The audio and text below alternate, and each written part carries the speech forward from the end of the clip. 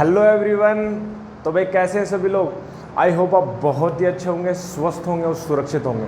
तो भाई मेरा नाम है Amit Kumar and I welcome you again on MD physics YouTube channel. Here you can get all kind of videos related to physics 11th 12th graduation and post graduation and currently we are working on 11th and 12th series.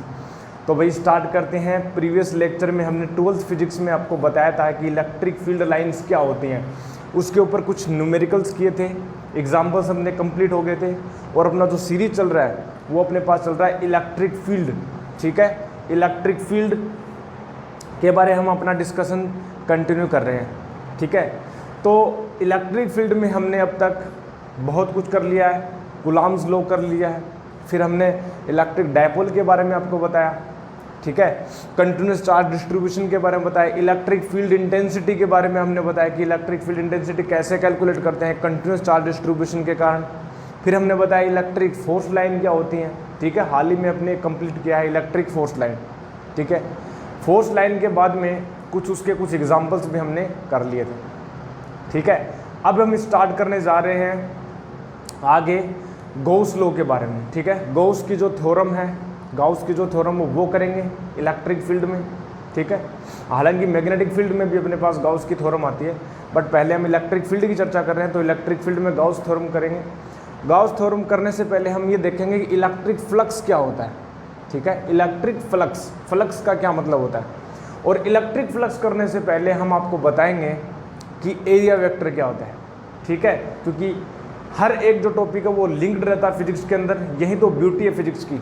एक भी topic यदि आप कर रहे हो तो पहले वाला जो टॉपिक आपका क्लियर होना चाहिए, अदरवाइज वो नेक्स्ट टॉपिक आपका बिल्कुल नहीं आएगा। ठीक है, तो हम किस लिए भाई स्टार्ट करते हैं। चलिए हेडिंग डालेंगे पहले, एरिया वेक्टर क्या होता है, फिर हम बताएंगे इलेक्ट्रिक फ्लक्स, और फ्लक्स के बाद हम करेंगे गॉस की थ्योरम। ठीक है, स्टार्ट करते हैं भाई। मेरा नाम है Amit Kumar and I welcome you again. Start करते हैं भाई, आ जाओ जल्दी से। नोटबुक निकाल लेंगे और हेडिंग ये डालेंगे। हेडिंग क्या डालोगे? हेडिंग डालोगे एरिया वेक्टर। ये हमने हेडिंग डाली भाई एरिया वेक्टर। एरिया वेक्टर क्या होता है अभी बताएंगे। देखो एरिया वेक्टर, अब तुम लोगों को कंफ्यूजन ये आ रही है कि सर एरिया वेक्टर कब से होने लग गया। एरिया वेक्टर हमने तो यही पढ़ा है, area is equal to length into width या लेंथ इनटू ब्रीथ। ठीक है, लंबाई इंटू चौड़ाई, यही पढ़ा है हमने तो एरिया का मतलब। बट कुछ ऐसी सिचुएशंस आती हैं जो हम अभी डील करेंगे इलेक्ट्रिक फील्ड में। ठीक है, वहाँ पर जो है एरिया को एज ए वेक्टर ट्रीट करते हैं। ठीक है, कुछ ऐसी सिचुएशंस आती हैं, कुछ ऐसी अपने पास कंडीशंस आती हैं जहाँ पर हमें एरिया को एज ए वेक्टर ट्रीट करना पड़ता है, और वहाँ पर ठीक है वहाँ पर हमें एरिया वेक्टर को डिफाइन करना पड़ता है। ठीक है, और एरिया की जो अपने पास डायरेक्शन है वो कन्वेंशनली, ठीक है, कन्वेंशन परिपाटी के अनुसार हम लेते हैं। जो एरिया का जो प्लेन होता है, ठीक है, उस प्लेन के नॉर्मल एक वेक्टर डिफाइन कर देते हैं। ठीक है, normal to the plane. Area vector का जो अपने पास जो डायरेक्शन है वो नॉर्मल टू दी प्लेन होता है, और उस एरिया वेक्टर का जो मैग्नीट्यूड है वो तो सिंपल एरिया का मैग्नीट्यूड होता है लेंथ इंटू विड्थ, और डायरेक्शन प्लेन के परपेंडिकुलर। ठीक है, चलो भाई देखते हैं। कुछ ऐसी सिचुएशंस आती हैं जहाँ पर हमें जो है एरिया को एज ए वेक्टर ट्रीट करना पड़ता है, ये ध्यान रखेंगे। ठीक है, चलिए देखेंगे, लिखेंगे। ठीक है, देखना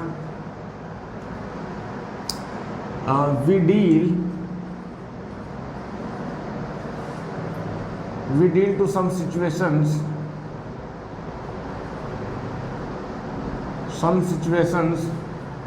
where we need to define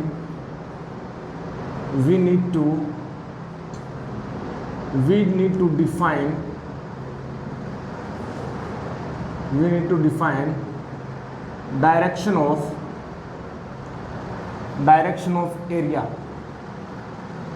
ठीक है, thus we specify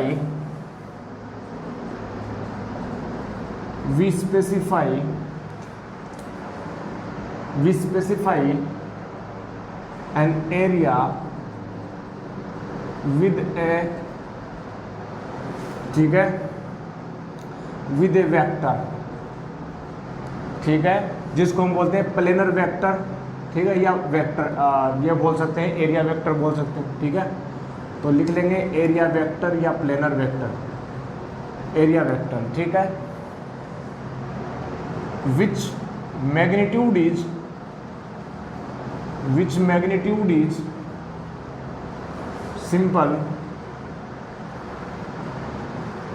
simple magnitude of vector, magnitude of area and direction, ध्यान दीजिएगा डायरेक्शन वाला, direction is perpendicular to the plane, is perpendicular to the plane, ये ध्यान दीजिएगा, perpendicular to the plane, perpendicular to the plane, ठीक है, सही है। जैसे एग्जांपल लें, हम बात करें, देखिए एरिया वेक्टर की, ठीक है, कंसिडर एन एरिया, ठीक है, छोटा सा एरिया एलिमेंट ले लेते हैं, ठीक है, देखते हैं, consider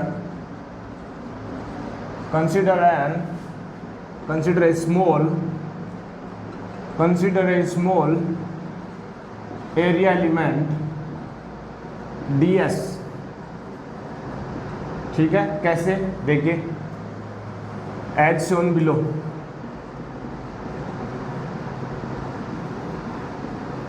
कैसे, देखो ये हमने बोला कि भैया एरिया एलिमेंट ले लेंगे हम छोटा सा, ठीक है, एक छोटा सा हमने एक एरिया एलिमेंट ले लिया, प्लेन एरिया ले लिया हमने, एक प्लेनर एरिया, ठीक है, एक प्लेनर एरिया हमने कंसिडर कर लिया, बहुत बढ़िया।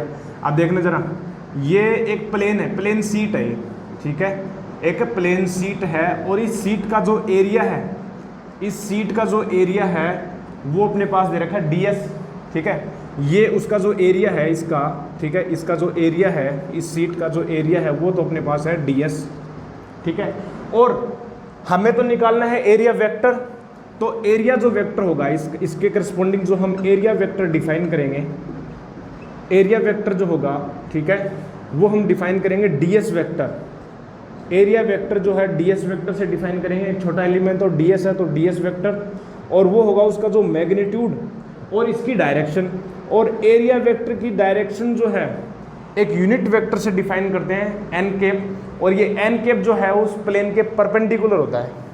मतलब कहाँ सर, अजी प्लेन के परपेंडिकुलर कहाँ है, ये प्लेन है, इस प्लेन के परपेंडिकुलर ये वाला ही तो है, ये वाला देखो n कैप, ये जो है वो n कैप हो गया परपेंडिकुलर टू दी प्लेन। तो कुछ इस प्रकार से हम एरिया वेक्टर को डिफाइन करते हैं, ds vector is equal to ds n cap, this is the area element, this is the area element for a planar area, ठीक है, बहुत बढ़िया, ये हो गया है n कैप, सही है। तो ये एक एरिया को हमने बताया। अब बात करें, कई बार जो है, कई बार एक कर्व्ड सरफेस होती है, देखो एरिया जो है वो 2 डायमेंशन फिजिकल क्वांटिटी होता है, 2 डायमेंशनल में हम लेते हैं एरिया को, ठीक है। अब 2 डायमेंशनल में तो सरफेस आती है, अब सरफेस में देखिए कर्व्ड सरफेस भी तो आ सकती है ना, कर्व्ड सरफेस, देखिए in case of curved surface, ठीक है, ये अपने पास बोला। अब हम बोले in case of curved surface, यहीं पर लिख लेंगे, ठीक है, in case of curved surface, in case of curved surface, in case of curved surface, in case of curved surface how to take the area, देखिए in case of curved surface की मैं बात करूं तो सर कैसे करेंगे, पहले तो हम बात करेंगे टोटल एरिया निकाल लेंगे। जैसे हम बात करें सरफेस एरिया है, एक स्फीयर है, ठीक है, एक स्फीयर है, उस स्फीयर का अपने पास सरफेस एरिया बात करें, ठीक है, तो वहाँ पर जब एरिया वेक्टर की डिफाइन करेंगे तो वहाँ पर जो है हम हर एक उस प्लेनर सीट को एक छोटे छोटे प्लेनर एरिया एलिमेंट में हम डिवाइड कर लेंगे, एक प्लेनर एरिया में हम डिवाइड कर लेंगे, और प्रत्येक एक ईच एलिमेंट की जो डायरेक्शन है वो उस प्लेन के परपेंडिकुलर होगी। जैसे देखो हम डील कर लेते हैं, अच्छे से बता देते हैं। देखो ये हमने बात किया कि मान लीजिए ये कर्व्ड सरफेस आपके पास, ठीक है, ये कोई कर्व्ड सरफेस है, ठीक है, क्लोज्ड है, any closed curved surface, any closed curved surface है, कर्व्ड सरफेस। अब इसमें एरिया वेक्टर को कैसे डिफाइन करेंगे, तो एक छोटा सा हम इस एरिया को ऐसे है ये, ठीक है, एक ऐसे मतलब क्लोज्ड सरफेस है, क्लोज्ड सरफेस है। जैसे हम एक इसका एक आइडियल शेप लें तो हम एक स्फीयर की ले लेते हैं, ठीक है। एक होलो स्फीयर की बात करें, होलो सिलेंडर की बात करें, ठीक है, होलो सिलेंडर जो चारों ओर से बंद है। एक स्फीयर की बात करें, होलो स्फीयर, वो भी चारों ओर से क्या बंद है। तो उसकी जो आउटर सरफेस है वो एक तरह से, ये एक एग्जांपल यहाँ पर एज ए जनरल वे में वो सरफेस ले रखी है। अब इस सरफेस की मैं बात करूँ तो इसके लिए एरिया वेक्टर कैसे डिफाइन करेंगे।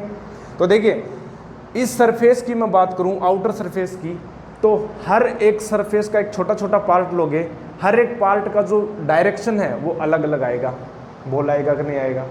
अभी अभी मैंने बताया कि सरफेस का इस एरिया वेक्टर की जो डायरेक्शन है वो उस प्लेन के परपेंडिकुलर होती है, प्लेन के परपेंडिकुलर होती है। तो अब मैं यहाँ पर एक छोटा सा एलिमेंट ले लूँ, जैसे मान लीजिए, मान लो यहाँ पर मैंने एक छोटा सा एलिमेंट ले लिया, ये यहाँ पर कुछ इस प्रकार से हमने ले लिया एलिमेंट, ठीक है, ये हमने ले लिया एक छोटा सा एलिमेंट। अब यहाँ पर एक छोटा सा एलिमेंट लिया ds, ठीक है, ds ले लिया, तो इसका जो डायरेक्शन है इसके करस्पॉन्डिंग यदि मैं एरिया वेक्टर डिफाइन करूँ तो इसके लिए जो है वो मान लेते हैं ये जो परपेंडिकुलर एन के इस तरफ है, ठीक है। तो यहाँ पर जो है ds वेक्टर कैसे डिफाइन करेंगे, यहाँ पर जो ds वेक्टर डिफाइन करेंगे, ds वेक्टर हो जाएगा ds इंटू एन के। This is the area element we will define in this kind of situation, ठीक है। आगे और भी अच्छे से क्लियर हो जाएगा, ठीक है। अब तुम कहोगे सर इसका टोटल एरिया कैसे निकालेंगे। टोटल एरिया तो हम इनका सम कर देंगे, ठीक है। इस छोटे छोटे एलिमेंट को हम क्या कर देंगे, सम कर देंगे और हम निकाल लेंगे।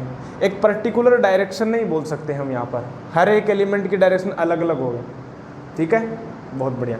अब हम तो ये जनरल इंट्रोडक्शन किया था, एरिया वेक्टर को हमें डिफाइन करना था केवल, ठीक है। In case of curved surface हम बात करें, ये तो हो गया plane perpendicular to the plane. अब हम देखना यहाँ पर देखेंगे, यहाँ पर लिखेंगे in case of curved surface, in case of curved surface, in case of curved surface we will divide whole surface into, ठीक है, whole surface into, ठीक है, into some small area elements and the direction of each area element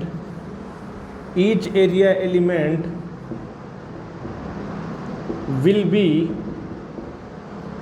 perpendicular to the plane,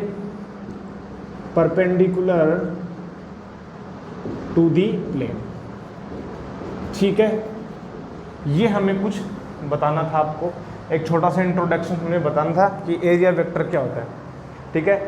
तो summarise करें, simple हम बात करें, ठीक है। जैसे हम बात करें, ये एक प्लेनर एरिया है, ठीक है, ये एक प्लेन एरिया है। अब इसका एरिया वेक्टर कैसे डिफाइन करेंगे, पहले तो इसका एरिया निकालेंगे, कैलकुलेट लेंथ इनटू विड्थ, ठीक है। ये तो हो गया ds, ये हो गया ds, बिल्कुल हो गया। अब इस एरिया के लिए इस एरिया वेक्टर को डिफाइन करना है तो वेक्टर की डायरेक्शन भी होती है, वेक्टर की डायरेक्शन लेंगे इस सरफेस के परपेंडिकुलर ऊपर की ओर, ठीक है। तो इस ds वेक्टर का जो वेक्टर हम डिफाइन करेंगे वो ऐसे इस प्रकार से होगा, ठीक है। अब तुम कहोगे सर नीचे नहीं हो सकता, बिल्कुल हो सकता है। यदि कोई नीचे से देखेगा, ऐसे देखेगा, तो इसका एरिया हम नीचे ऐसे कैसे करेंगे, लेंथ इंटू विड्थ, और ये नीचे की ओर आ जाएगा, ठीक है। ऑब्जर्वर पर डिपेंड करता है डायरेक्शन, ठीक है, समझ रहे हो ना, ऑब्जर्वर पर डिपेंड करता है। जैसे मैं बोलूँ ये अपने पास एक प्लेनर, अपने पास ये वॉल है, ठीक है। इस वॉल के लिए हम एरिया वेक्टर को डिफाइन करें तो मैं सामने से देख रहा हूँ तो इसका टोटल अपने पास लेंथ आ जाएगी और विड्थ आ जाएगी। अब इसके लिए एरिया वेक्टर डिफाइन करेंगे, वो इस प्लेन के परपेंडिकुलर मेरी तरफ आ जाएगी, इसकी डायरेक्शन, ठीक है। और यदि पीछे से देखे कोई तो उसकी तरफ आ जाएगी, ऑब्जर्वर की डायरेक्शन में आएगी, बस ऐसे सोच लो, ठीक है, ऑब्जर्वर की direction. But in case of curved surface मान लेते हैं, सपोज करो ये ऐसे कर्व्ड हो गया, समझ रहे हो, ऐसे कर्व्ड हो गया, ये जो कर्व्ड सरफेस है। अब ये भी तो एरिया ही है ना, ये भी तो एरिया ही है। इस सिचुएशन में कैसे डील करेंगे, तो इस सिचुएशन में डील करने के लिए हम छोटे छोटे इसके छोटे छोटे पार्ट ले लेंगे, ठीक है। छोटे छोटे, सपोज कीजिए यहाँ पर मैंने एक छोटा सा टुकड़ा काट लिया ds का। अब इसकी डायरेक्शन क्या होगी, इसके बाहर की आउटवर्ड होगी, ठीक है, perpendicular outward to the plane. यहाँ पर परपेंडिकुलर आउटवर्ड लिख लेना, perpendicular outward to the plane, perpendicular outward to the plane, ये सही रहेगा, ठीक है। Perpendicular outward to the plane, कुछ इस प्रकार से, सही है। तो ये हमें डिफाइन करना था एरिया वेक्टर। अब हम आगे बात करेंगे इलेक्ट्रिक फ्लक्स, क्योंकि हमें तो क्या पढ़ना था, इलेक्ट्रिक फ्लक्स पढ़ना था, और फिर हमें पढ़ना था गाउस लॉ पढ़ना था, गाउस की थ्योरम पढ़नी है। तो जल्दी से एक बार इसको नोट कर लेंगे, ठीक है, जल्दी से नोट करेंगे और फिर हम आगे डिस्कस करते हैं भाई, ठीक है।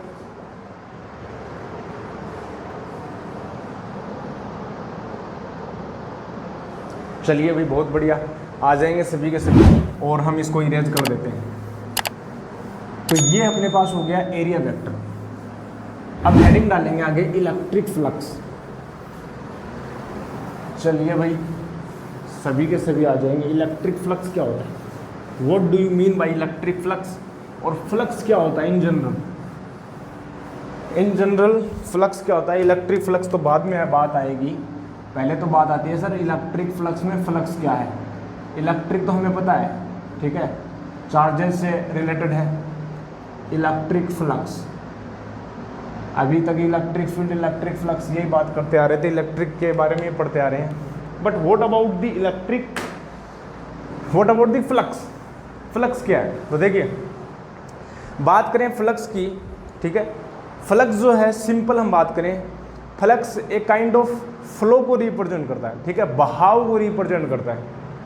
फ्लक्स किसको रिप्रेजेंट करता है, एक बहाव को रिप्रेजेंट करता है, फ्लो को रिप्रेजेंट करता है, समझ रहे हो। फ्लो मतलब किसी का भी फ्लो ले लेते हैं। इन जनरल हम बात करें एयर फ्लक्स, ठीक है, इन जनरल हम बात करें एयर फ्लक्स बात करें, ठीक है, एयर फ्लक्स हम बात करें तो यहाँ पर हवा का फ्लो होगा।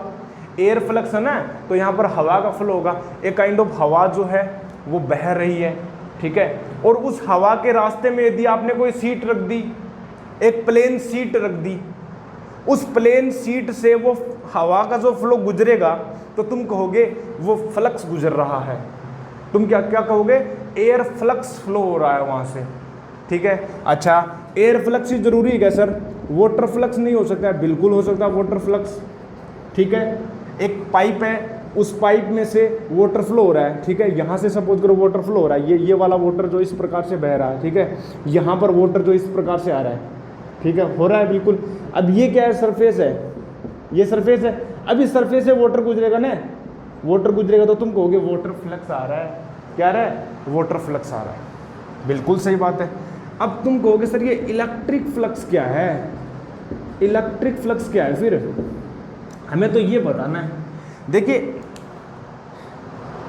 फिजिक्स के अंदर जब हम फ्लक्स को बात करेंगे, ठीक है, जब हम फिजिक्स के अंदर जब फ्लक्स की बात करें तो वहाँ पर जो फ्लक्स होगा ना, वो वाटर का नहीं होगा और ना ही अपने पास एयर का होगा। वहाँ पर जो फ्लक्स होगा वो होगा फील्ड का। क्या होगा, फील्ड का फ्लक्स होगा। अब फील्ड कौन से होते हैं वो भी हम बोलेंगे वेक्टर फील्ड, ठीक है।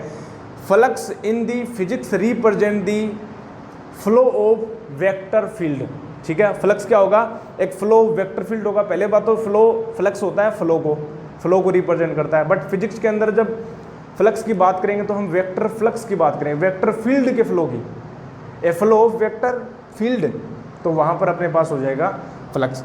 अब बात करें कि इलेक्ट्रिक फ्लक्स क्या है, तो इलेक्ट्रिक फील्ड का फ्लो। अब इलेक्ट्रिक फील्ड का फ्लो हमें तो कैसे दिखता है सर, हम कैसे देखेंगे कि यहाँ पर तो आपको विजिबल हो रहा है, यहाँ पर तो आपको विजिबल हो रहा है कि देखो भाई वाटर फ्लो हो रहा है, तो तुम कहोगे वाटर फ्लक्स है।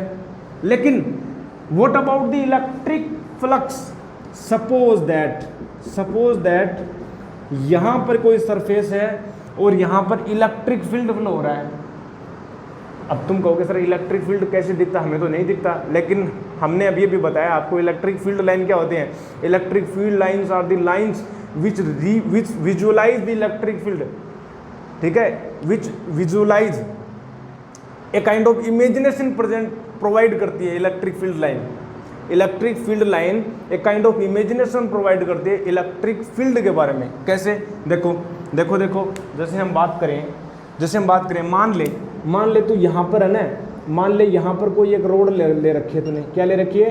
एक रोड ले रखी है, बिल्कुल रोड ले रखी है, और वो जो रोड है वो चार्ज्ड है, ठीक है। मान ले वो पॉजिटिवली चार्ज्ड है, ये पॉजिटिवली चार्ज्ड है, मान ले ये पॉजिटिवली चार्ज है, बिल्कुल। अब पॉजिटिवली चार्ज हो तो यहाँ पर इलेक्ट्रिक फील्ड कुछ इस प्रकार से तो बनेगा। अरे बोल भाई, यहाँ पर ऐसे तो बनेगा ना इलेक्ट्रिक फील्ड। तो इलेक्ट्रिक फील्ड को बताने के लिए कैसे बोलता है? इलेक्ट्रिक फील्ड लाइन तो बोलता है ना, बिल्कुल बोलते हैं।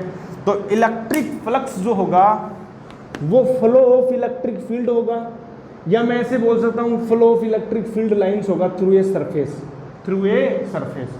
अब ऐसे ही अपने पास मैग्नेटिक फ्लक्स भी बात करते हैं, ठीक है। हम बात करते हैं मैग्नेटिक फ्लक्स की बात करते हैं। मैग्नेटिक फ्लक्स भी होता है, वो हम बाद में करेंगे चर्चा। पहले तुम इलेक्ट्रिक फील्ड तो अपने को डिस्क्राइब करने दे मुन्ना, है ना। बिल्कुल सही पकड़े हो भाई, सही पकड़े हैं, सही जा रहे हैं। अब देखता जा, अब मैं बात करूंगा इलेक्ट्रिक फ्लक्स के बारे में, ठीक है। इतना बात पता चला। एक flow of electric field is a kind of electric flux we represent, ठीक है। चलो हेडिंग डालेंगे इलेक्ट्रिक फ्लक्स और इसमें लिखेंगे फ्लक्स। पहले तो हम बात करेंगे फ्लक्स क्या होता है, फ्लक्स किसको बताता है, तो हम लिखेंगे, ठीक है। द वर्ड फ्लक्स रिप्रेजेंट, ठीक है। देखो the word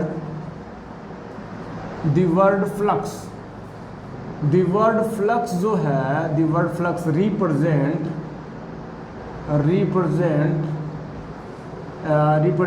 some kind of flow, represents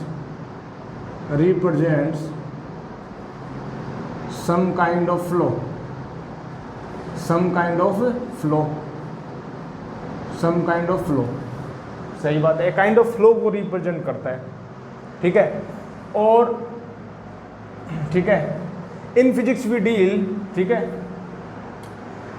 here we deal flow of vector field। Vector field कौन सी फील्ड होते हैं, और स्केलर फील्ड क्या होता है? वेक्टर फील्ड में वो आ जाते हैं जिनमें वेक्टर लगा होता है, जैसे इलेक्ट्रिक फील्ड एक वेक्टर क्वांटिटी है, मैग्नेटिक फील्ड एक वेक्टर क्वांटिटी है, ठीक है। अब बात करें टेम्परेचर, वो एक स्केलर फील्ड है, ठीक है, डिस्ट्रीब्यूटेड रहता है। बात करें अपने पास जो आगे आएगा, ठीक है, जिसको हम बात करते हैं ग्रेडियंट, जिसको हम बात करते हैं पोटेंशियल, वो एक काइंड ऑफ स्केलर फील्ड होता है, ठीक है, vector field. Here we deal flow of electric field, ठीक है। आगे लिखेंगे, एक और लाइन लगाएंगे हेडिंग, उसमें लिखेंगे electric field, electric flux represents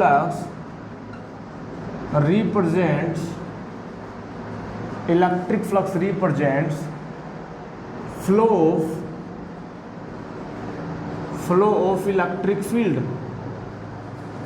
electric field, ठीक है। ये कुछ जनरल इंट्रोडक्शन है, but now what is the actual definition electric flux की?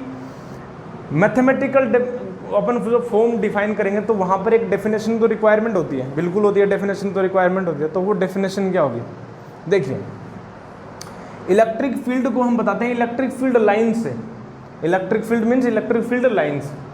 तो इलेक्ट्रिक फ्लक्स क्या होगा? देखिए, देखेंगे इलेक्ट्रिक फ्लक्स रिप्रेजेंट, लिखेंगे जल्दी से और फिर हम बात करेंगे इसमें।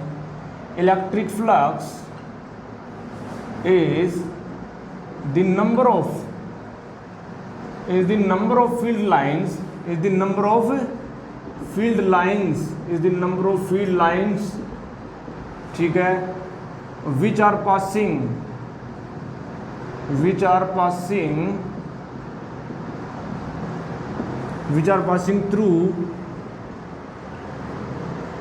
through an area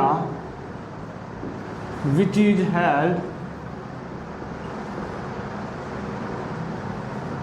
is held perpendicular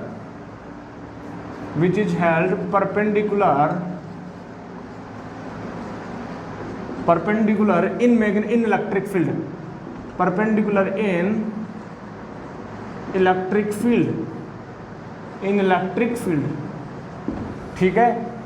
क्या बोल रहे हैं हम, इलेक्ट्रिक फ्लक्स जो है नंबर ऑफ फील्ड लाइंस को बताता है, जो फील्ड लाइंस एक एरिया से गुजर रही हैं जब वो एरिया उस इलेक्ट्रिक फील्ड के परपेंडिकुलर रखा है। समझ रहे हो क्या? कैसे सर, हमें तो नहीं समझ में आया। चलो अभी समझा देते हैं, चलो अभी समझा देते हैं। सपोज करो, ठीक है, सपोज करो, ठीक है, चलो इसको हम मैथमेटिकल दिखाएं, ठीक है, ठीक है। लेट्स एग्जाम्पल बात करें, ठीक है। लेट्स टेक एन एरिया, ठीक है, टेक एन एरिया एलिमेंट, ठीक है, an area element del S, ठीक है, del S is kept perpendicular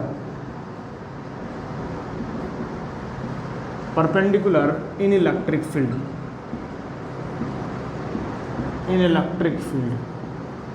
as, ठीक है। अब हम बात करते हैं, ठीक है। एक second guys, let me check that video is on going और not. Okay, it is going well. Okay, so start करते हैं आगे। देखो इलेक्ट्रिक फील्ड जो है परपेंडिकुलर रखा है। कैसे? देखो इलेक्ट्रिक फील्ड को हमें एक पहले तो हम यूनिफॉर्म इलेक्ट्रिक फील्ड ले रहे हैं, ठीक है। क्या ले रहे हैं? यूनिफॉर्म इलेक्ट्रिक फील्ड ले रहे हैं। समझ रहे हो? क्या ले रहे हैं? Uniform electric field. मान लो कि ये एक इलेक्ट्रिक फील्ड है, एक यूनिफॉर्म इलेक्ट्रिक फील्ड हम ले रहे हैं, और हमने बताया था यूनिफॉर्म इलेक्ट्रिक फील्ड का रिप्रेजेंटेशन जो है, एक अपने पास लाइंस ड्रॉ करेंगे जिनमें जो इलेक्ट्रिक फील्ड लाइंस की जो डायरेक्शन है वो सेम होगी, ठीक है। डायरेक्शन क्या होगी? सेम होगी, और इक्वी स्पेस्ड लाइंस होंगी। वो क्या होंगी? वो इक्वी स्पेस्ड लाइंस होंगी। ये कुछ इस प्रकार से अपने पास है, ये कुछ इस प्रकार से अपने पास यूनिफॉर्म इलेक्ट्रिक फील्ड है, ठीक है। ये अपने पास है ई वेक्टर। अब इस ई वेक्टर के परपेंडिकुलर, ऐसे परपेंडिकुलर जो हम एक प्लेन को रखेंगे, क्या रखेंगे? हम एक प्लेन को रखेंगे। कैसे रखेंगे भाई? परपेंडिकुलर कैसे रखेंगे आप ही बताओ, ठीक है। परपेंडिकुलर कैसे रखेंगे? ये मान लो इलेक्ट्रिक फील्ड है, ठीक है, इसके परपेंडिकुलर ऐसे तो रखेंगे हम, तो इसको रखेंगे, देखो कुछ इस प्रकार से हम रखेंगे। देखना जरा कैसे रखेंगे इसको, इस प्रकार से हम रखेंगे, ठीक है, कुछ इस प्रकार से। भाई ये वाला देखो अभी रखते हैं, देखो कुछ इस प्रकार से, ठीक है। ये हमने रख दिया भैया। परपेंडिकुलर है क्या सर? परपेंडिकुलर है क्या यार ये? ठीक है, परपेंडिकुलर है ना, बिल्कुल ऐसे कुछ इस प्रकार से हमने रखा है, ठीक है। ये इस प्रकार से तो परपेंडिकुलर रखा है, तो तुम खुद सोचना ऐसे है, ठीक है। इलेक्ट्रिक फील्ड लाइन कुछ इस प्रकार से चल रही हैं, बिल्कुल चल रही हैं, और इसके अंदर से गुजर रही हैं। अब यहाँ से कोई ऑब्जर्वर देखे, यहाँ से कोई ऑब्जर्वर को बैठाओ, तो वो कहेगा इस प्रकार से, तो इसका एरिया वेक्टर कुछ इस प्रकार से। एरिया वेक्टर तो हमेशा उसके प्लेन के परपेंडिकुलर होता है, बिल्कुल होता है। तो ये ds वेक्टर हो गया, और इसका जो मैग्नीट्यूड है वो ds है, ठीक है, ds वेक्टर ये हो गया, ठीक है, और ds वेक्टर हो गया। अब इस ds वेक्टर की डायरेक्शन के लिए हम इसको n के रिप्रेजेंट कर देते हैं, तो ds वेक्टर जो होगा अपने पास वो होगा ds इंटू n के, कुछ इस प्रकार से। और इलेक्ट्रिक फील्ड भी इसी तरफ है, n के ds वेक्टर भी इसी तरफ है। तो यहाँ पर जो है हियर इलेक्ट्रिक फील्ड जो है वो पैरेलल है ds वेक्टर के, मतलब थीटा कितना हो गया? थीटा हो गया 0 डिग्री इनके बीच में, ठीक है। अब इस सिचुएशन में इलेक्ट्रिक फ्लक्स को कैसे डिफाइन करते हैं, ध्यान दीजिएगा, ठीक है। ये डेलस ले लेते हैं, चलो इसको डेलस लिख देते हैं, डेलस बोल देते हैं, ठीक है, बड़ा है, स्मॉल नहीं है ज़्यादा, डेलस हो गया, ठीक है। ये डेलस वेक्टर। अब देखो here an area element del S is kept perpendicular in electric field as now the electric flux is defined as, कैसे डिफाइंड होगा? इलेक्ट्रिक फ्लक्स को हम रिप्रेजेंट करते हैं फाई से, ठीक है, फाई से रिप्रेजेंट करते हैं। तो डेल फाई जो होगा कुछ इस प्रकार से होगा, देखो इस परपेंडिकुलर एरिया जो अपने पास रखा हुआ है उस एरिया का मैग्नीट्यूड रख लेंगे, और उससे जो पासिंग जो इलेक्ट्रिक फील्ड है उसका मैग्नीट्यूड, तो हम बोल देंगे ये तो हो गया इलेक्ट्रिक फील्ड हो गया और ये हो गया डेल एस हो गया। तो ये जो होगा अपने पास होगा इलेक्ट्रिक फील्ड। अब यहाँ पर मैंने सब कुछ मैग्नीट्यूड में रखा है, ये मैग्नीट्यूड में है, ये भी मैग्नीट्यूड में ही है, ठीक है, मैग्नीट्यूड में है, ये भी मैग्नीट्यूड में। तो यहाँ पर जो है जो अपने पास जो फ्लक्स है, electric flux is a vector quantity. Electric flux क्या है? Electric flux is a vector quantity. ध्यान दीजिएगा यहाँ पर ये sorry scalar quantity, scalar quantity. तो ये बात ध्यान में रखने की है कि ये जो है वो एक स्केलर क्वांटिटी है, क्योंकि यहाँ से आपको कन्फ्यूजन पैदा होगी जब हम इसके एग्जांपल्स करेंगे, ठीक है, जेईई में आए हुए उसके कुछ क्वेश्चंस करेंगे, तो वहाँ पर जो आपको डाउट होगी वहाँ पर आप भूल जाओगे, देखना, ठीक है। जब हम गोस थ्योरम को करेंगे उसके बाद जब हम न्यूमेरिकल्स करेंगे तो आपको ध्यान में रखना होगा कि इलेक्ट्रिक फ्लक्स एक स्केलर क्वांटिटी है। इसका जो ऐड है वो डायरेक्ट एज ए अलजेब्रिक सम की तरह करते हैं, न कि एक वेक्टर क्वांटिटी को जो ऐड करते हैं वैसे करते हैं, ठीक है। चलिए भाई, ये हमने बोला जब ये जो इलेक्ट्रिक फ्लक्स है ये कब है, ये जो डेफिनेशन कब है, जब हमने एरिया एलिमेंट को परपेंडिकुलर रखा है, एरिया को हमने उस इलेक्ट्रिक फील्ड के परपेंडिकुलर रखा है, तो वहाँ पर जो है electric field into del S direct multiply कर दिया, ठीक है। बट ऐसा भी तो हो सकता है कि ये जो प्लेन है, ठीक है, ये जो प्लेन है, ये जो प्लेन है, ठीक है, कुछ टिल्टेड रखा हो, ठीक है, मतलब इसका जो एरिया जो वेक्टर है वो 0 डिग्री पर ना होकर कुछ किसी एंगल के ऊपर हो, या ऐसे भी हो सकता है कि जो इलेक्ट्रिक फील्ड है वो ही किसी एंगल के ऊपर हो। बात एक ही है ना दोनों। चलो एक सिचुएशन लेते हैं, ठीक है, देखते हैं। बट इफ देखेंगे, if electric field makes an angle theta, ठीक है, theta with area element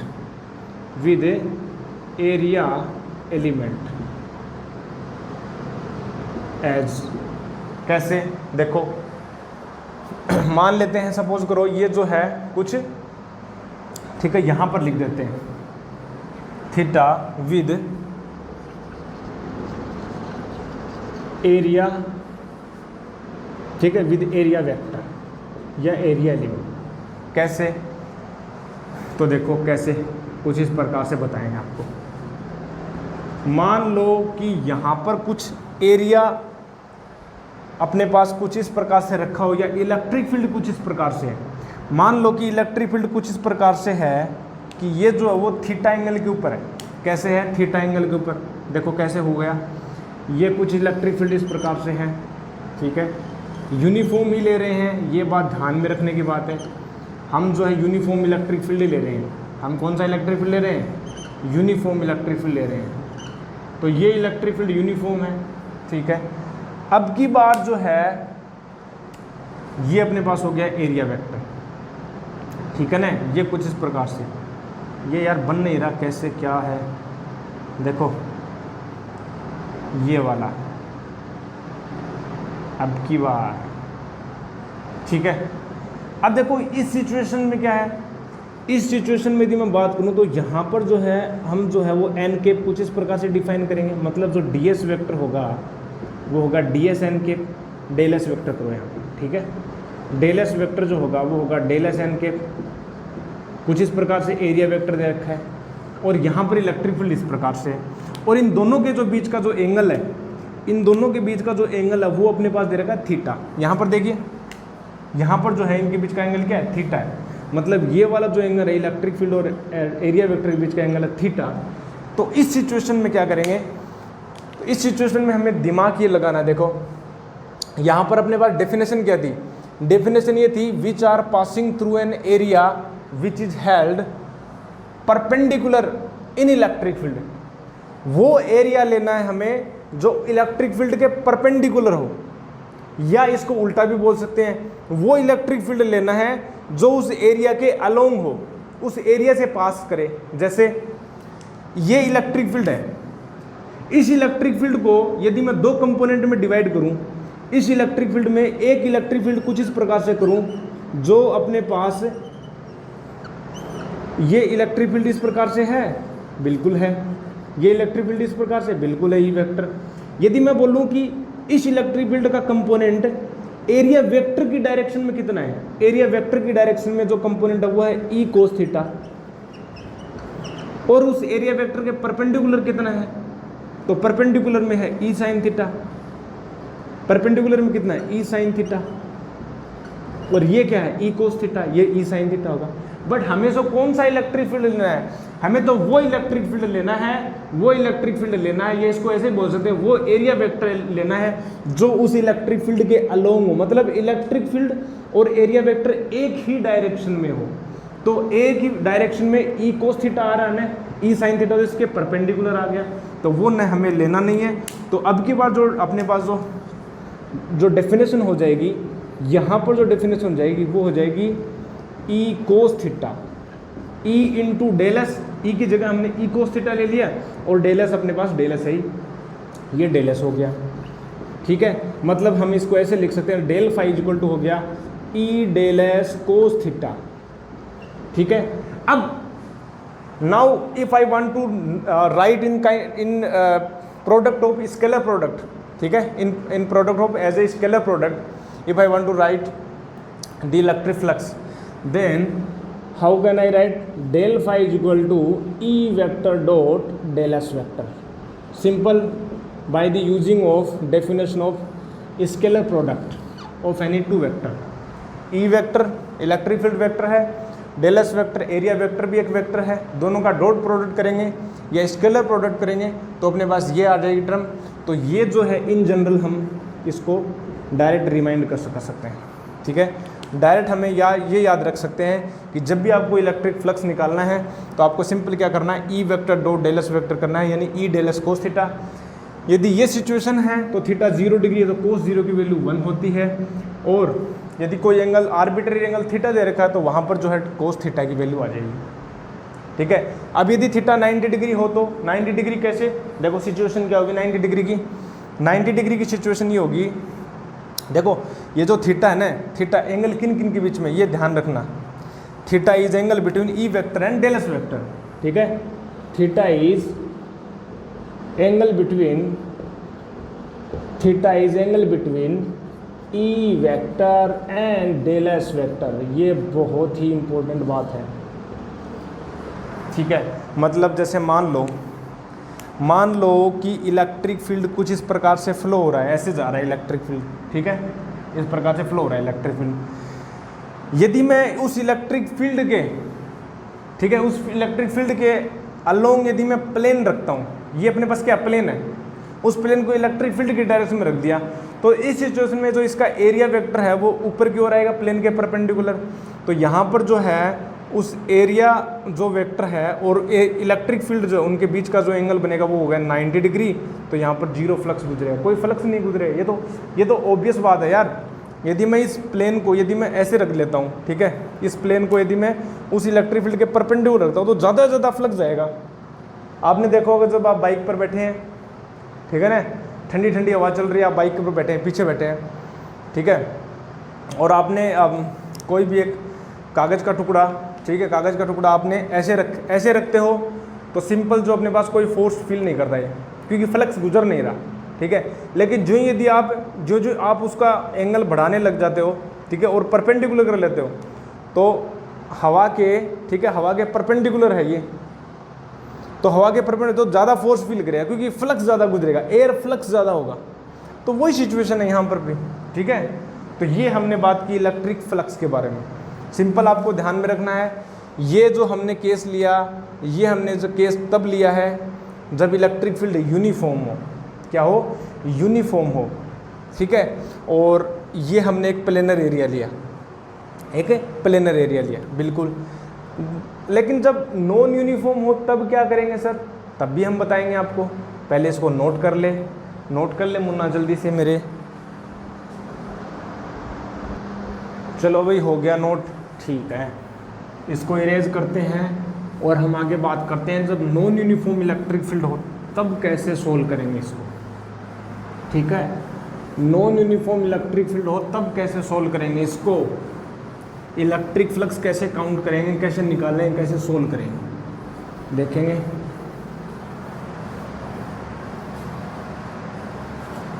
how to deal an electric flux या how to calculate electric flux when any surface is placed in non uniform electric field. ठीक है, तो आगे लिखेंगे, इसी में आगे लिखेंगे, in case of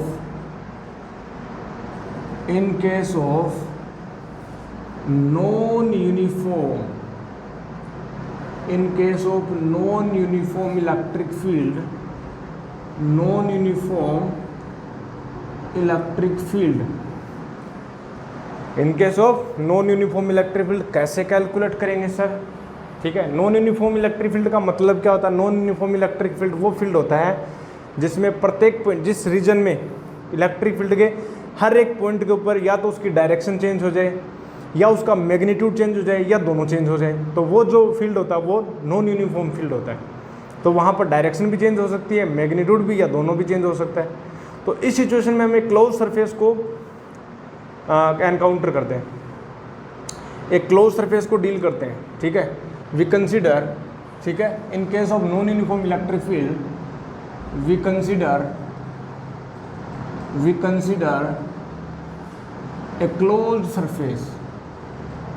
a closed surface and we calculate electric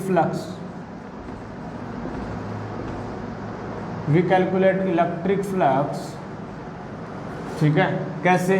देखो, जैसे हम बात करें, ठीक है, अच्छे से हम बात करते हैं। चलो मान लो कि एक कोई क्लोज सरफेस है, ठीक है, ये कोई एक क्लोज सरफेस है। चलो अच्छे से बनाते हैं इसको। एक क्लोज सरफेस ले लेते हैं, ठीक है, एक क्लोज सरफेस ले लेते हैं। मान लेते हैं कि यहाँ पर एक क्लोज सरफेस है, ठीक है, और इस क्लोज सरफेस में अपने पास एक चार्ज रखा है Q। अब हमने आपको बताया था कि चार्ज के कारण, ठीक है, एक पॉइंट चार्ज के कारण जो इलेक्ट्रिक फील्ड लाइंस हैं वो कुछ इस प्रकार से होती हैं, ठीक है, स्फेरिकली सिमेट्रिक होती है कि नहीं होती। और एक बात नोटिस की होगी आपने, यहाँ पर देखिए कुछ इस प्रकार से है।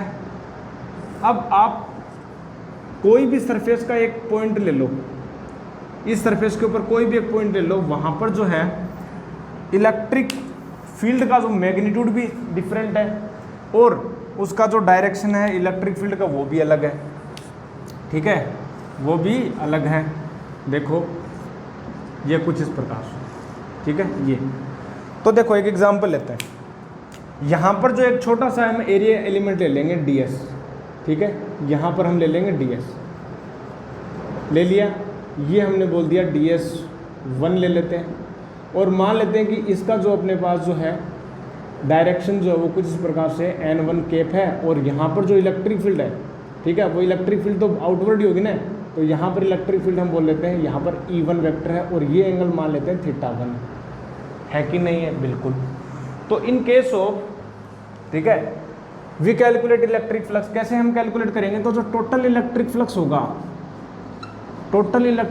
होगा वो एक छोटे छोटे एलिमेंट में, we divide whole surface in small element, ठीक है, we divide whole surface in small elements, area elements and we calculate electric flux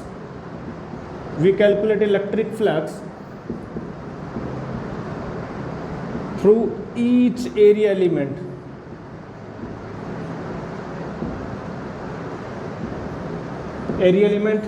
and directly use algebraic sum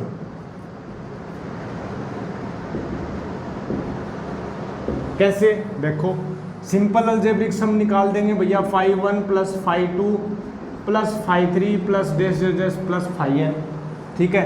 मतलब हमने ये कर दिया, फाई आई जो है I equal to 1 to n हो गया। अच्छा फाई आई बोले तो हम बोल देंगे, अभी अभी तो बताया था ई वेक्टर डॉट, तो यहाँ पर हो गया ई आई वेक्टर डॉट, ये हो गया डी एस आई वेक्टर, और ये हो गया I equal to 1 to n हो गया कि नहीं हो गया, बिल्कुल। तो कुछ इस प्रकार से हम टोटल इलेक्ट्रिक फ्लक्स निकाल देंगे। निकाल देगा क्या मुन्ना? बिल्कुल निकाल दूंगा सर। ऐसे निकाल देगा ना तू? बिल्कुल निकाल दूंगा, मैं निकाल दूंगा। ठीक है, तू निकाल देगा, बहुत ही बढ़िया बात कर देगा, मैं खुश हो जाऊंगा। तू निकाल देगा तो मैं खुश हो जाऊंगा, ठीक है।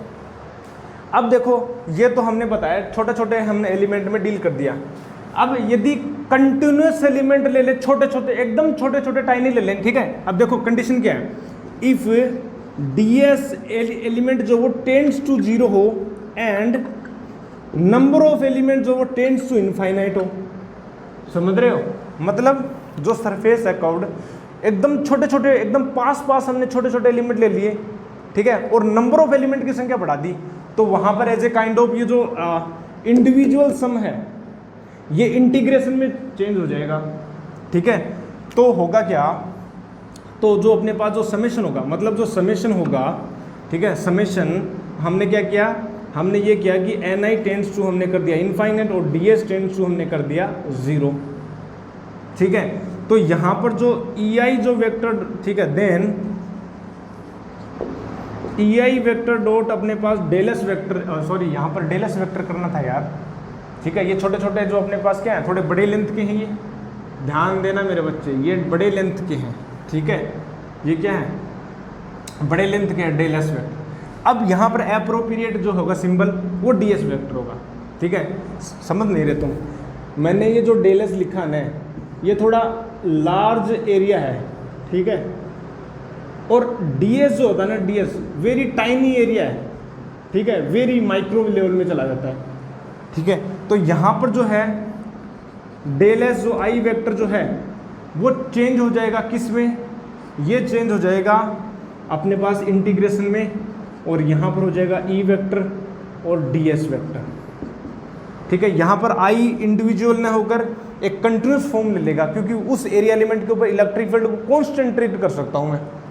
और ये क्लोज्ड सरफेस है, तो क्लोज्ड सरफेस के लिए हम एक सिंबल बबल लगा देते हैं यहाँ पर, ठीक है, हम लगा देते हैं बबल। तो हम क्या कैसे लिख सकते हैं, थस हम लिख सकते हैं जो टोटल जो फ्लक्स होगा उस अपने पास उस सरफेस से गुजरने वाला जो टोटल फ्लक्स होगा वो होगा अपने पास E vector dot D S vector. और आपने यदि थोड़ी बहुत भी मैथमेटिक्स पढ़ी है तो इसको बोलते हैं सरफेस इंटीग्रेशन। क्या बोलते हैं, जब भी किसी भी वेक्टर का यदि एरिया एलिमेंट से डॉट प्रोडक्ट करके इंटीग्रेशन करते हैं, ठीक है, तो उसको बोलते हैं सरफेस इंटीग्रेशन। तो किसी भी सरफेस से गुजरने वाला जो फ्लक्स है, it is nothing but it is a surface integration of electric field, ठीक है, समझ रहे हो। इलेक्ट्रिक फील्ड से इलेक्ट्रिक फ्लक्स जो है, किसी भी सरफेस से गुजरने वाला जो इलेक्ट्रिक फ्लक्स है, ये उस सरफेस के ऊपर उस इलेक्ट्रिक फील्ड का सरफेस इंटीग्रेशन होता है। उस सरफेस के ऊपर क्या होता है, उस इलेक्ट्रिक फील्ड का सरफेस इंटीग्रेशन। तो इसमें एक छोटी सी हम नीचे एक बहुत ही बेहतरीन एक लाइन लिख देता हूं मैं, ठीक है। तो electric field,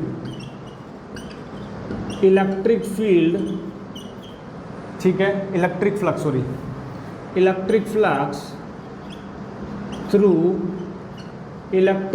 through any surface. अब ये सरफेस क्लोज्ड भी हो सकती है और ओपन भी हो सकती है, क्लोज्ड भी हो सकती है, ओपन भी हो सकती है। Electric flux through any surface closed और open is the surface integration,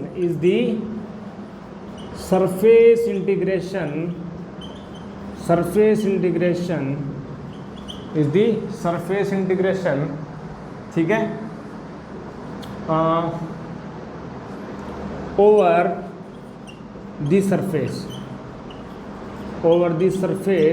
of electric field, of electric field. तो इस बात को ध्यान रखना, ये वाला ध्यान रखना, और एक फॉर्मूला और आया था D phi equal to U vector dot D S, वो भी ध्यान रखना, ठीक है, या डेल फाई बोला था। तो ये नॉन यूनिफॉर्म इलेक्ट्रिक फील्ड के केस में ध्यान देना मेरे बच्चे, ये नॉन यूनिफॉर्म, ये कोई भी इलेक्ट्रिक फील्ड हो सकता है। यदि यूनिफॉर्म होगा उस सरफेस के ऊपर, यूनिफॉर्म होगा, सेम होगा, तो इलेक्ट्रिक फील्ड वेरी नहीं करेगा, तो उसको मैं बाहर ले सकता हूँ इंटीग्रेशन के। तो सिंपल जो है मेरे पास एरिया के ऊपर इंटीग्रेशन हो जाएगा। लेकिन यदि ये वेरी कर रहा है, तो अपने पास इंटीग्रेशन के अंदर ही रखेंगे, फिर हम उसका इंटीग्रेशन करेंगे और हम सोल्व कर लेंगे। समझ रहे हो? बहुत बढ़िया सर, मज़ा आ गया, आज तो मज़ा कर दिया सर आपने। इलेक्ट्रिक फ्लक्स के बारे में हमने बहुत कुछ सीख लिया। अब हम बात करते हैं गॉस की थ्योरम के बारे में। किसकी थ्योरम? गॉस की थ्योरम, ठीक है, गॉस की थ्योरम हम बात करेंगे। चलो भाई जल्दी से इसको नोट कर लेंगे, ठीक है। गॉस की प्रमेय, गॉस थ्योरम, चलो भाई बहुत बढ़िया। तो ये अपने पास इलेक्ट्रिक फ्लक्स के बारे में हमने बात की, ठीक है, ये हमने बात की इलेक्ट्रिक फ्लक्स के बारे में।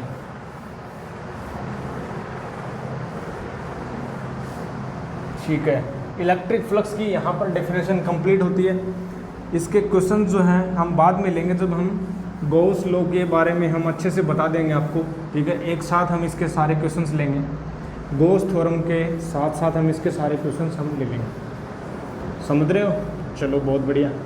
अब देखो हेडिंग ये डालेंगे गॉस थ्योरम, ठीक है, गॉस थ्योरम लिख दें।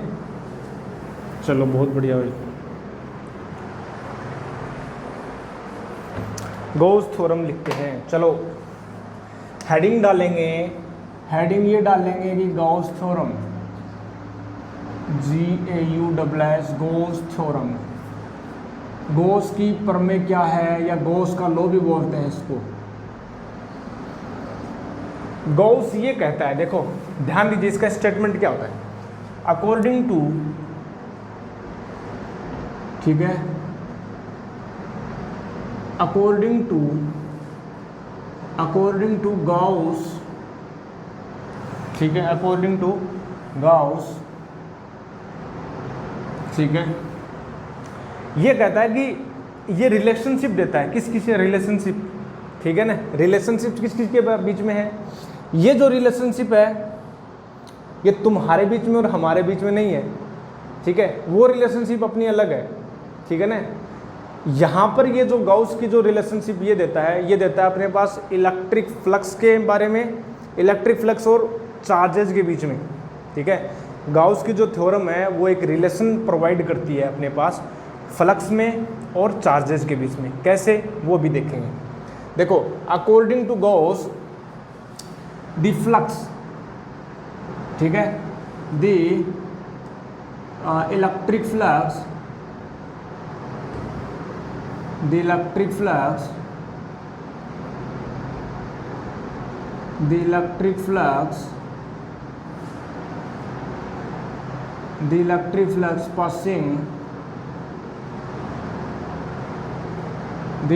flux passing through any closed surface is equal to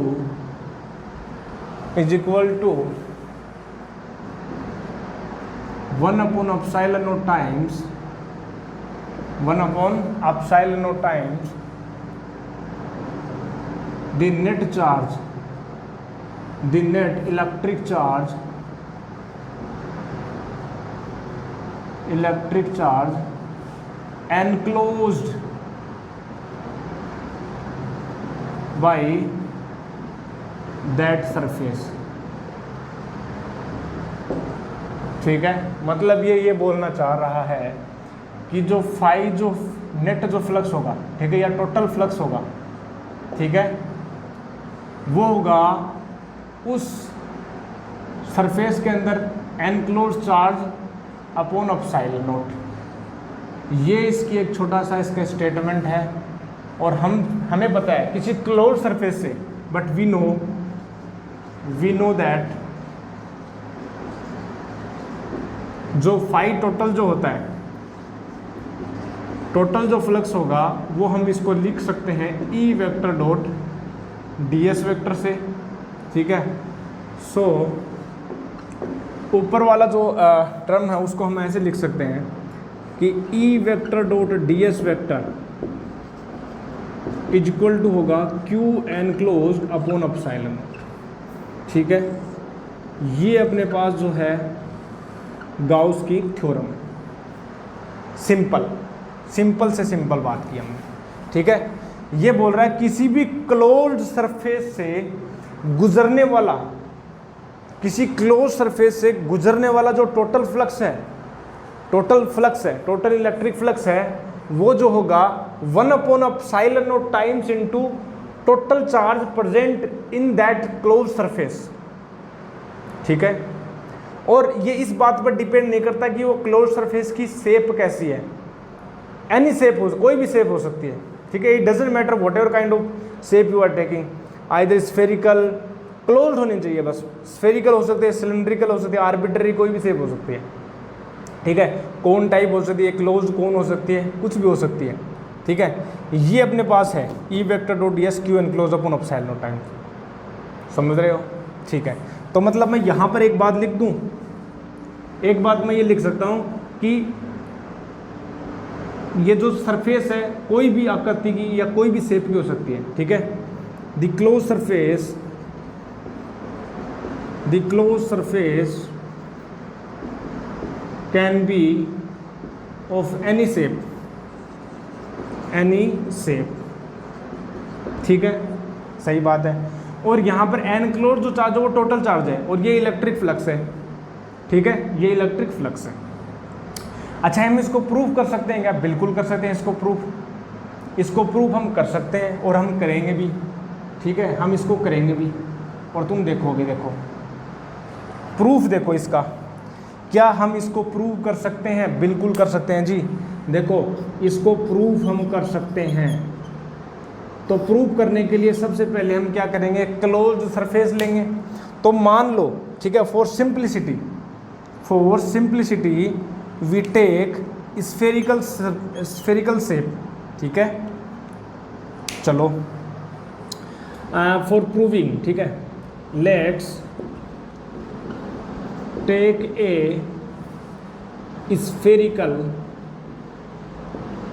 spherical closed shape in which, ठीक है, a point charge Q is placed at its center, ठीक है। कैसे? देखो ऐसे, ठीक है, देखो ऐसे, ये हमने ले लिया भैया, यहाँ पर लिख देते हैं, ये हमने ले लिया एक स्फेरिकल शेप ले ली, ये हमने ले लिया एक स्फेरिकल शेप, और इसके सेंटर पर हमने एक चार्ज रख दिया, क्यू चार्ज रख दिया, पॉजिटिव चार्ज रख दिया, ठीक है। क्या रख दिया? कि पॉजिटिव चार्ज रख दिया, ये हमने रख दिया एक पॉजिटिव चार्ज। अब बात करें कि इस सरफेस से, ठीक है, ये क्या है, एक स्फेरिकल अपने पास ये शेप है, ठीक है। इस सरफेस से गुजरने वाला टोटल फ्लक्स क्या होगा? तो अभी हमने बताया कि जो टोटल फ्लक्स हम कर्व्ड सरफेस में, क्लोज सरफेस में निकालेंगे, वो हम निकालेंगे ई vector dot D S vector से, ठीक है, उस सरफेस के ऊपर, ठीक है। टोटल जो फ्लक्स हम निकालेंगे वो इससे निकालेंगे, और नॉन यूनिफॉर्म इलेक्ट्रिक फील्ड है, ध्यान दे ले। अब तू फिर कहेगा कि कैसे कर दिया, ये नॉन यूनिफॉर्म इलेक्ट्रिक फील्ड होगा कि नहीं होगा? अब नॉन यूनिफॉर्म इलेक्ट्रिक फील्ड होगा तो उसमें फ्लक्स हमें निकालेंगे, ये फ्लक्स, ये लेफ्ट LHS लेके चलेंगे, LHS से हम RHS निकाल देंगे, LHS हम लेके चलेंगे, LHS से हम RHS निकाल देंगे, और हमें ये प्रूव हो जाएगा, ठीक है। हमें ये प्रूव करना है ये कैसे होता है, हमें ये प्रूव करना है ये कैसे होता है। तो LHS लेंगे, फिर RHS निकाल देंगे। तो LHS में हम ये फ्लक्स निकालना है, इस सरफेस से गुजरने वाला फ्लक्स। तो हम क्या करेंगे, छोटा सा एलिमेंट लेंगे, उस एलिमेंट से हम पहले तो ये निकालेंगे। तो यहाँ से देखो एक एलिमेंट ले लिया मैंने, ठीक है, यहाँ से मैंने एक छोटा सा एलिमेंट ले लिया DS, ये छोटा सा एलिमेंट ले लिया DS वेक्टर। उस वेक्टर की जो डायरेक्शन वो कुछ इस प्रकार से, ये n कैप और इलेक्ट्रिक फील्ड भी इसी डायरेक्शन में होगा। इलेक्ट्रिक फील्ड एक रेडियल डायरेक्शन में होता है ना, एक पॉइंट चार्ज के कारण रेडियल डायरेक्शन में इलेक्ट्रिक फील्ड होता है। समझ रहे हो क्या? अरे इलेक्ट्रिक फील्ड इसी डायरेक्शन में तो होगा, ऐसे ही तो होगा इलेक्ट्रिक फील्ड, रेडियली तो होता है इलेक्ट्रिक फील्ड, ऐसे ही तो होता है इलेक्ट्रिक फील्ड भैया। अरे भैया बोल, इलेक्ट्रिक फील्ड कुछ इस प्रकार से तो होता है, इलेक्ट्रिक फील्ड कुछ इस प्रकार से तो होता है, चारों ओर इस प्रकार से, बाहरी तो होता है इस प्रकार से, इलेक्ट्रिक फील्ड होता है कि नहीं होता, कुछ इस प्रकार से होता है कि नहीं होता है। इलेक्ट्रिक फील्ड इस तरफ होता है, ये इलेक्ट्रिक फील्ड लाइन है। अब तुम कहोगे डैश डैश क्यों कर दिया, डैश डैश ऐसे ही कर दिया मैंने, ठीक है, वैसे सॉलिड लाइन से रिप्रेजेंट करते हैं कुछ इस प्रकार से। ये इलेक्ट्रिक फील्ड होता है कि नहीं होता, और ये रेडियल डायरेक्शन में है कि नहीं। तो यहाँ पर जो है इलेक्ट्रिक फील्ड और ds वेक्टर का जो एंगल है थीटा वो 0 डिग्री है।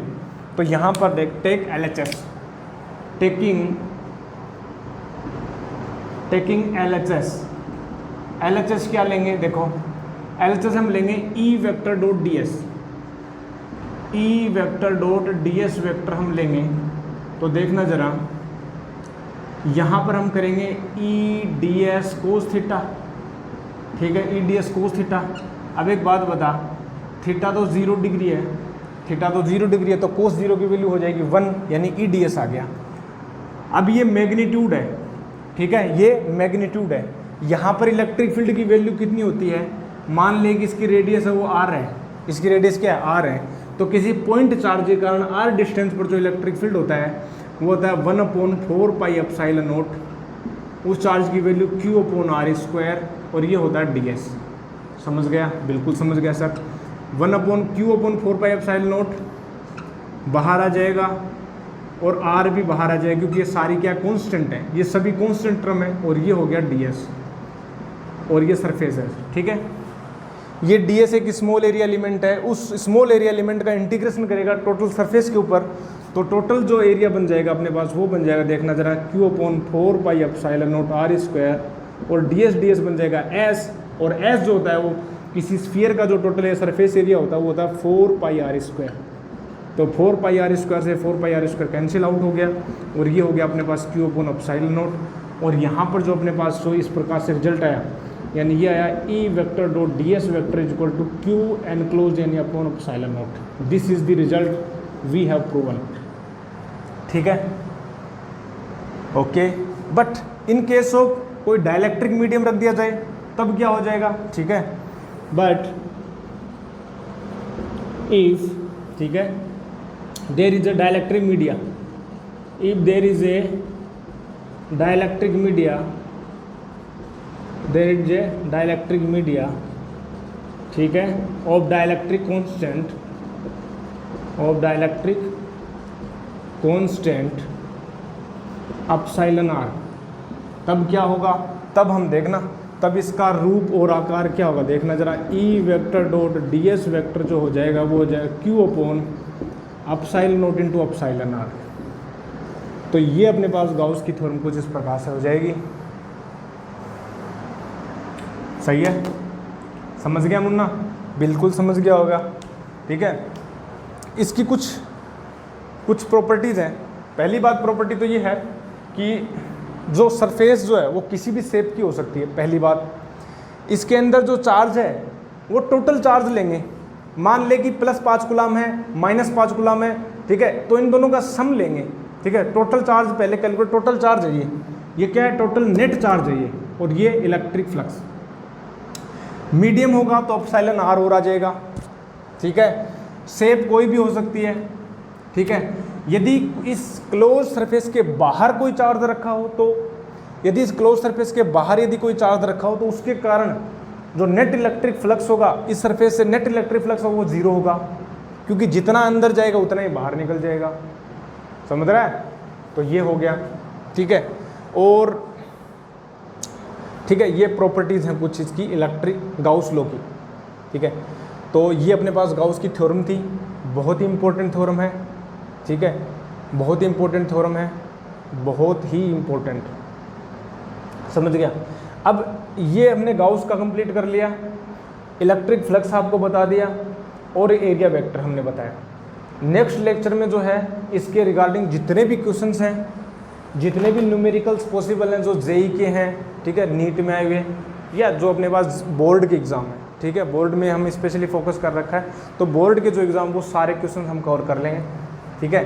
तो आज के लिए बस इतना ही रखते हैं, आज के लिए इतना ही रखते हैं, ठीक है। आई होप अच्छा लगा होगा वीडियो, और ज़्यादा से ज़्यादा शेयर करें इन लेक्चर्स को, ठीक है, ज़्यादा से ज़्यादा शेयर करें।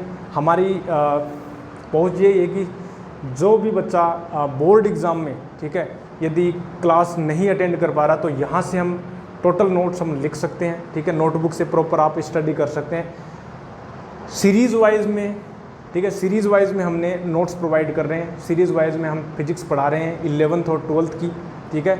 हालांकि थोड़ा स्लो हो सकता है, टाइम लग सकता है, लेकिन एक बार सारा जब सिलेबस कवर हो जाएगा तो आराम से आप देख सकते हैं, ठीक है। कोशिश यही है, छोटी सी कोशिश है, लेकिन ठीक है, ठीक है। तो यहीं तक रखते हैं, बाकी फिर इसके जो क्वेश्चन हैं वो नेक्स्ट लेक्चर में कवर कर लेंगे। तो मैं आपसे मिलता हूँ नेक्स्ट लेक्चर में, तब तक के लिए क्या करना है, तब तक के लिए stay healthy and stay happy and keep taking liquid diet, do more and more outdoor activities. I will meet you in next lecture, तब तक के लिए थैंक यू वेरी मच।